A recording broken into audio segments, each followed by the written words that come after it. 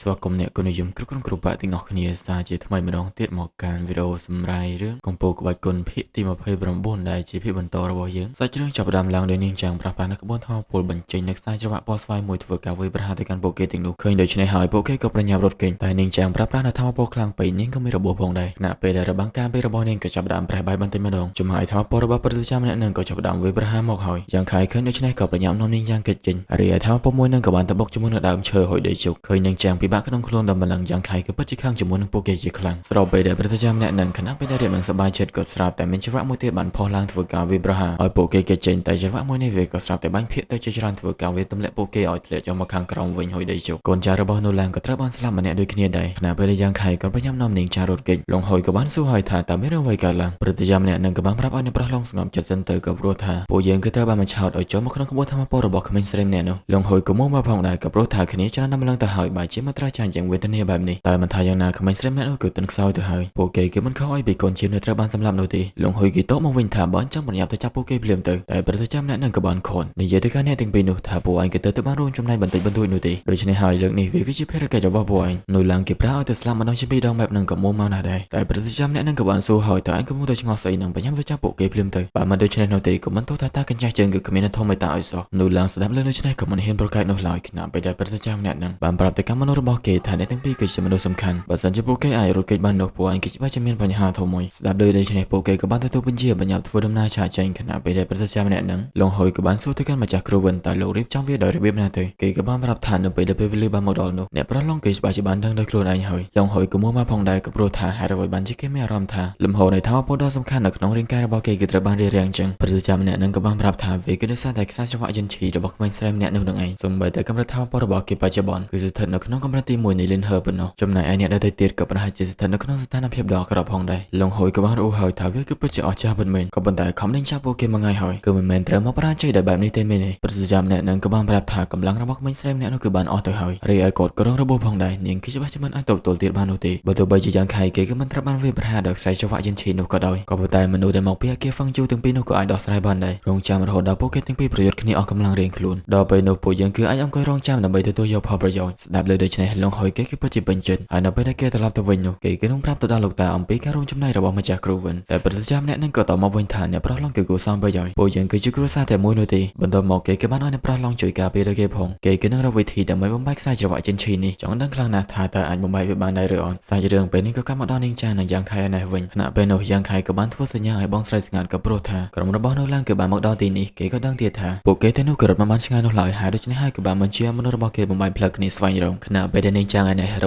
បស់នាងគឺកាន់តែធ្ងន់ធ្ងរទៅហើយប្រាប់ទៅកាន់យ៉ាងខៃឲ្យជួយយកគ្រាប់ថ្នាំឲ្យនាងបន្តិចមកយ៉ាងខៃសួរថាថ្នាំណាឯណានាងក៏បានប្រាប់ថាគឺនៅក្នុងអាវុធស្ដាប់លើដូច្នេះយ៉ាងខៃក៏បានគិតថាឥឡូវនេះវាគឺមិនមែនជាពេលវេលាដែលត្រូវស្ដីបន្ទោសនោះទេដូច្នេះហើយក៏បានសុំតទៅកាន់បងស្រីព្រមទាំងជួយយកថ្នាំឲ្យនាងចាំពេលនោះក៏បានវេសក់បណ្ដាឲ្យរបាំងមករបស់នាងគឺបានជ្រុះទៅហើយស្របពេលដែលយ៉ាងខៃបានជួយបញ្ចុកថ្នាំឲ្យនាងចាំក៏បានពាក់ស្បៃមករបស់នាងឡើងវិញយ៉ាងខៃក៏បានសួរទៅកាន់បងស្រីថាមិនអីទេមែនអត់នាងក៏បានប្រាប់ថាឥឡូវនេះនាងគឺមិនអាចប្រើប្រាស់ធម្មពលបាននោះទេក៏ប៉ុន្តែនាងគឺបារម្ភអំពីជីវិតរបស់យ៉ាងខៃប្រាប់ថាមិនអីនោះឡើយឲ្យបងស្រីសម្រាប់ព្យាបាលរបួសសិនទៅចំណែកគាត់ក៏នៅរកវិធីដើម្បីបញ្ឆោតពួកគេតែនាងចាំប្រាប់ថាយ៉ាងខៃគឺមិនអាចចាក់ចេញបាននោះឡើយព្រោះថានាងគឺបានបើកដំណើរការនៅក្បួនធម្មពលណាញ់ជីនមុនពេលដែលព្រះអាទិត្យរះគឺគ្មាននរណាម្នាក់អាចចាក់ចេញពីទីនេះបាននោះទេយ៉ាងខៃសួរថាមានវិធីដើម្បីបំបែកវាឬអត់នាងចាំក៏បានប្រាប់ថាការបង្កើតនេះវាគឺត្រូវបានគេប្រើប្រាស់ដើម្បីដាក់អន្ទាក់ទឹកសន្សើមណាញ់ជីននាងយន្តទាំង9គឺដើម្បីឲ្យនាងងាយស្រួលនៅក្នុងការស្រូបយកក៏ប៉ុន្តែបើសិនជាប្រើប្រាស់ធម្មពលលើសដែនកំណត់វិញនោះសូម្បីតែមនុស្សដែលស្ថិតនៅក្នុងអាណាចក្រចិនយន្តក៏មិនអាចចាក់ចេញពីទីនេះបាននោះដែរយ៉ាងខៃក៏បានរំលឹកអំពីខ្សែច្រវាក់ទាំងនោះវាគឺជាផ្នែកមួយនៃការបង្កើតមួយនេះនាងចាំប្រាប់ថាត្រឹមត្រូវហើយយ៉ាងខៃក៏បានសួរថាតើវាប្រើសម្រាប់អ្វីទៅនាងចាំក៏បានប្រាប់ថាខ្សែច្រវាក់ដែលត្រូវបានបញ្ចេញដោយការបង្កើតនេះវាគឺជាការផ្សារភ្ជាប់ជាចម្បងវាគឺមានចំនួនដល់ទៅ80%ទៅហើយនៅក្នុងការបិទធម្មពលរបស់មនុស្សនោះយ៉ាងខៃនិយាយថាបើដូច្នេះគឺច្បាស់ជាមានឱកាសតែនាងចាំបើទោះបីជាធម្មពលរបស់ពួកគេគឺត្រូវបានបិទក៏ដោយកម្លាំងគឺមិនមែនជាអ្វីដែលយ៉ាងខៃអាចដោះស្រាយបាននោះទេតែសម្រាប់យ៉ាងខៃនេះវាគឺជាឱកាសដែលបងស្រីបានខិតខំប្រឹងប្រែងជាខ្លាំងដូច្នេះហើយខ្ញុំគឺមិនអាចខ្ជិលខ្ជាយបាននោះទេហុចដៃឲ្យនាងតោងឡើងព្រមទាំងបានប្រាប់ទៀតថាបើសិនជាបងស្រីធ្លាក់ទៅក្នុងកណ្ដាប់ដៃរបស់ពួកគេនោះវាសនាគឺនឹងអាក្រក់ជាងស្លាប់ទៅទៀតតែបើសិនជាពួកយើងចេញទៅកម្ចាត់ពួកគេខណៈពេលដែលពួកគេគឺមិនបានប្រយ័ត្ននោះពួកយើងក៏នៅតែអាចមានឱកាសស្ដាប់លើដូច្នេះនាងចាំងក៏បានប្រគល់ត្បូងពេជ្ររបស់នាងឲ្យទៅកាន់យ៉ាងខៃតែអ្នកក្លាហានរបស់យើងគឺមិនអាចទទួលបាននោះឡើយក៏ព្រោះថាបងស្រីគឺត្រូវការវាច្រើនជាងខ្ញុំតែចំពោះនាងចាំងដោយសារតែយ៉ាងខៃគឺត្រូវចេញទៅធ្វើសកម្មភាពនៅខាងក្រៅយ៉ាងហោចណាស់ជាមួយនឹងរបស់មួយនេះវាក៏អាចជួយឲ្យយ៉ាងខៃគេចផុតពីឧបសគ្គមួយចំនួនផងដែរស្ដាប់លើដូច្នេះយ៉ាងខៃក៏បានទទួលយកធ្វើដំណើរចេញទៅតែមើលទៅកាន់យ៉ាងខៃក៏ដូចជាមិនអាចចិត្តនោះទេនាងចាំងក៏បានញញឹមងក់ក្បាលផ្ដល់ជាកម្លាំងចិត្តជាហ ហើយធ្វើយ៉ាងខៃក៏ហាក់បីជាបានញញឹមផងដែរព្រមទាំងបានប្រាប់ទៀតថាបើសិនជាមិនឃើញខ្ញុំត្រឡប់មកវិញមុនព្រះអាទិត្យរះទេនោះបងស្រីគឺមិនចាំបាច់ខ្វល់ពីខ្ញុំនោះទេគឺគ្រាន់តែចាក់ចេញទៅបន្ទាប់មកក៏បានចាក់ចេញទៅបាត់ជាហេតុធ្វើឲ្យនាងចាំងក៏ពិតជាមានការបារម្ភជាខ្លាំងកាលមកដល់ក្រុមរបស់នោះឡើងឯនេះស្វែងរកយ៉ាងខៃយូរហើយក៏ទៅរកមិនឃើញនោះទេតែខណៈពេលនោះគេក៏បានសួរហើយថាគឺជាអ្នកណាម្នាក់នោះក៏បានបង្ហាញខ្លួនមកហើយណែនាំខ្លួនថាយើងគឺជាយ៉ាងខៃអាប៉ែនេះក៏បានដកដារបស់គេមកនិយាយទៅកាន់យ៉ាងខៃថាបើជាហ៊ានបង្ហាញខ្លួនផងនៅថ្ងៃនេះយើងក៏នឹងឲ្យអញបានឃើញពីឥទ្ធិពលរបស់យើងខ្លាំងដែលស្ថិតនៅក្នុងកម្រិតទី6នៃអាណាចក្រខៃយ៉នទៅចុះខណៈពេលដែលសម្រាប់ម្ចាស់នោះផងដែរក៏ត្រូវបានយ៉ាងខៃកិច្ចផុនបន្ទាប់មកគេក៏បានសម្រុកទៅតាមធ្វើការវាយប្រហារកាប់ចុះកាប់ឡើងជាហេតុធ្វើឲ្យយ៉ាងខៃក៏ត្រូវបានផ្ទេរទៅខាងក្រៅបន្តិចរួចហើយគេក៏បានប្រើប្រាស់នូវស្នេហ៍ដាបកលនរងរទះធ្វើការវាយប្រហារចាក់ទៅក៏ត្រូវបានយ៉ាងខៃកិច្ចផុនរួចហើយចាប់ក្រវិញដារបស់គេឲ្យខ្ទាតចេញទៅមកខាងប្រើប្រាស់នូវស្នេហ៍ដំណក់ទឹកយ៉ាងរបស់គាត់ធ្វើការវាយប្រហារគេដាច់ផ្ងាបាត់ទៅហើយលទ្ធផលទៅជាបែបនេះអាប៉ែនឹងក៏បញ្ញារត់គេងតែយ៉ាងខៃរបស់យើងគឺមិននឹងអនុញ្ញាតឲ្យគេចាក់ចេញទាំងបែបនេះបានទៅដកដារបស់គេឡើងមកគប់ទម្លុះនៅរាងកាយរបស់គេពីក្រោយបានទៅហើយព្រមទាំងសួរទៀតថាចង់រត់គេចមែននេះនៅឡើងក៏បានក្រវល់គេទៅមកខាងដើរចូលទៅកាច់ដៃកាច់ជើងព្រមទាំងសួរទៀតថាតើឯងគឺជាអ្នកដែលបានសម្លាប់បងប្អូនរបស់យើងឆាំងសាហ្វឹងមែនអត់យ៉ាងខៃតបថាបានចឹងតើវាយ៉ាងម៉េចទៅពួកគេក៏សំនឹងទទួលហើយដោយសារតែបែបនេះនៅឡើងគេនឹងបូជាជីវិតរបស់យ៉ាងខៃដើម្បីជាការគោរពដល់វិញ្ញាណក្ខន្ធរបស់បងប្អូនរបស់គេហើយយ៉ាងខៃតបថាជុំនេះជាអត់ប្រយោជន៍ទៀតទៅសម្រាប់ចូលធ្វើការវាយប្រហារវាយចុះវាយឡើងតែក៏ត្រូវបានស៊ីមួយដៃរបស់នៅឡើងបាត់ទៅហើយឌីដងទៀតថាត្រឹមតែជាកម្រិតទី4នៃអាណាចក្រខៃយ៉នសោះបើជាហ៊ានមកអេងអាំងនៅចំពោះមុខរបស់យើងផងរួចហើយក៏បានសម្រុកចូលប្រើប្រាស់នៅកញ្ញាំរបស់គេធ្វើការវាយប្រហារយ៉ាងខៃរបស់យើងក៏បានព្យាយាមកិច្ចតែមើលទៅកាន់ល្បឿនរបស់នៅឡើងក៏ពិតជាលឿនខ្លាំងមែនទែនយ៉ាងខៃរបស់យើងគឺកិច្ចសឹងតែមិនតនោះទេនិយាយទៀតថាក៏ដោយសារតែឯងចង់ស្លាប់ទៅហើយអញ្ចឹងយើងគឺនឹងបំពេញបំណងរបស់ឯងទៅចុះនៅឡើងតបមកវិញថាសំអាងទៅលើឯងនឹងមែនអូនរួចហើយក៏បានសម្រុកចូលអមទៅដល់ក្រញ៉ាំដៃដ៏ក្រហមចិនចាយរបស់គេធ្វើការខ្វាច់ចុះខ្វាច់ឡើងមួយដៃនេះផងដែរក៏ត្រូវបានយ៉ាងខៃចាប់ជាប់រួចហើយក៏ចាប់ក្រវែងគេឲ្យខ្ទាតទៅមកខាងតែមិនថាយ៉ាងណាគេក៏នៅតែសម្រុកចូលមកធ្វើការវាយប្រហារសាជាថ្មីបណ្ដាលឲ្យមានចំហាយធម្មពលសាយភេយ៉ាងខ្លាំងងឹងឆ្ងល់ខ្លាំងណាស់ថាតើមានរឿងអ្វីកើតឡើងក៏ព្រោះថាយ៉ាងខៃគឺទៅតែស្ថិតនៅក្នុងកម្រិតទី4នៃអាណាចក្រខៃយ៉ននោះទេក៏ប៉ុន្តែកម្លាំងរបស់គេបែរជាខ្លាំងដល់ម្លឹងយ៉ាងខៃក៏បានស្រែកថាម្ដងទៀតខណៈពេលដែលនោះឡើងនិយាយថាបើទោះបីជាប្រមាណដងក៏វានៅតែចឹងដែរខណៈពេលដែលសម្រុកចូលក៏ត្រូវបានយ៉ាងខៃវាយមកមួយដៃភ្លាមនោះគេក៏បានគេចផុតរលាយបាត់ចេញពីទីនេះប្រើប្រាស់នៅបឿននៅលើបតិសិនចុះឡើងបង្ហាញខ្លួននៅមកខាងធ្វើការវាយប្រហារមើលទៅកាន់ល្បឿនរបស់នោះឡើងក៏ពិតជាលឿនខ្លាំងមែនទែនជាពិសេសនោះគឺក្រញាំរបស់គេខ្វាច់ចុះខ្វាច់ឡើងឌីដងទៀតថាយ៉ាងមិនទប់ឡើងជប់ហើយមែននេះតែការវាយប្រហាររបស់គេនេះគឺបានត្រឹមតែធ្វើឲ្យធម្មពលឆេរបស់យ៉ាងខៃឈានដល់កម្រិតកំពូលប៉ុណ្ណោះហើយនេះវាក៏ជាឱកាសដែលធ្វើឲ្យយ៉ាងខៃអាចប្រើប្រាស់នូវស្នេហ៍រាងកាយមេរបស់គាត់រួចហើយក៏បានក្របត់គេឲ្យខ្ទាតទៅខាងក្រោយវិញនោះឡើងក៏ភ្ញាក់បាផងដែរព្រោះថាមិនបានជាធម្មពលរបស់គេគឺការឡើងអត់ឈប់ឈរអញ្ចឹងយ៉ាងខៃពេលនោះក៏បានសម្រាប់មកដាក់គេមួយដៃចំកណ្ដាលមាត់រួចហើយក៏បានថែមមួយដៃទៀតឲ្យគេខ្ទាតចេញទៅគូឈាមនោះឡើងក៏ដឹងហើយថាកណ្ដាប់ដៃនេះវាគឺមានធម្មពលស្មើទៅនឹងកម្រិតទី9នៃអាណាចក្រខៃយ៉នឯណោះក៏បើដូច្នេះក៏បានសួរហើយថាតើឯងគឺបានធ្វើអ្វីខ្លះទៅយ៉ាងខៃពេលនោះក៏បានបន្ទោសនៅធម្មពលរបស់គាត់យ៉ាងខ្លាំងនោះឡើងក៏បាននិយាយហើយថាគឺជាការលេបត្របាក់នៅភាពបរិសុទ្ធមែនទេតើវាគឺជាក្បួនវេទមន្តមែនអត់យ៉ាងខៃនៅពេលនេះក៏បានញញឹមបន្តិចប្រាប់ថាភាពឈួតវាគឺជាការមើលឃើញដ៏ខ្លីនោះឡើងក៏ភ្ញាក់ផ្អើលទៀតហើយព្រោះថាយ៉ាងខៃក៏នៅតែមានធម្មពលយ៉ាងខៃក៏បានសម្រុកមកប្រាប់ថាឯងគឺជាអ្នកដែលបាននិយាយវីដេអូខ្លួនឯងនោះទេរួចហើយក៏បានធ្វើការវាយប្រហារចេញទៅយ៉ាងខ្លាំងនោះឡើងគេទប់មិនជប់នោះឡើយក៏បានខ្ទេចចេញទៅឆេះដៃអាវអស់រលីងយ៉ាងខៃក៏បានប្រាប់ទៀតថាដៃរបស់ឯងគឺមិនអាចកម្រើកបាននោះទេជីបចរគឺត្រូវបានកាត់ផ្ដាច់ដៃរបស់ឯងគឺត្រូវបានបាត់ទៅហើយនោះឡើងក្រោយពីលើដូច្នេះក៏ចង់រត់គេងតែយ៉ាងខៃរបស់យើងមិននឹងអាចអនុញ្ញាតឲ្យគេចាក់ចេញបានទៅបានសម្រុកទៅតាមប្រាប់ប្រាណស្នេហ៍រាងកាយយ៉ាងឈីញញឹកជីវិតនិងសេចក្តីស្លាប់ខ្វាយទៅកាន់អាប៉ែនោះឡើងឲ្យធ្លាក់ចុះមកខាងក្រោមវិញហើយដីជុងដំណាក់កាលនេះគេក៏នៅតែនិយាយថាបើទោះបីជាយើងខ្លាចតែជាខ្មោចក៏យើងនឹងមិនលើកលែងឲ្យឯងនោះដែរក្រុមសង្គ្រាមពួកគេគឺជាគ្នារបស់យើងពួកគេគឺច្បាស់ជាមកសម្រាប់ឯងចោលជាមិនខាននោះទេរួចហើយក៏បានជម្រាបលាបាត់ទៅអ្នកក្លាហានរបស់យើងក៏បាននិយាយហើយថាខ្ញុំយ៉ាងខៃគឺមានមនសិការច្បាស់លាស់មនុស្សកំសាន្តដូចជាពួកឯងគឺមិនអាចបញ្ឈប់យើងបាននោះឡើយតែមិនថាយ៉ាងណាយ៉ាងខៃក៏អាចទទួលបាននូវសមិទ្ធផលដែលមិនអាចរំពឹងទុកដែលបានជួយគាត់ឈានទៅដល់កម្រិតកំពូលនៃស្នេហ៍រាងកាយមាសរបស់គាត់បន្ទាប់មកគាត់ក៏នឹងអាចធ្វើការប្រយុទ្ធហើយក៏នៅតែអាចបន្តប្រយុទ្ធបានទៅមុខជារៀងរហូតដោយបែបនេះសាច់រឿងរបស់យើងក៏ត្រូវបានស្លេះទៅត្រឹមនឹងជាចុងក្រោយអរគុណទៅកាន់អ្នកនិយមគ្រប់គ្រងគ្រប់បាក់ទាំងអស់គ្នាដែលតែងតែគាំទ្រអធិស្ឋានបើសិនជាមាននៅកំហុសខុសឆ្គងជួបជាមួយនឹង admin នៅក្នុងវីដេអូសម្រាប់រឿងជាបន្តទៀតខណៈពេលនេះផងដែរ admin បាយបាយ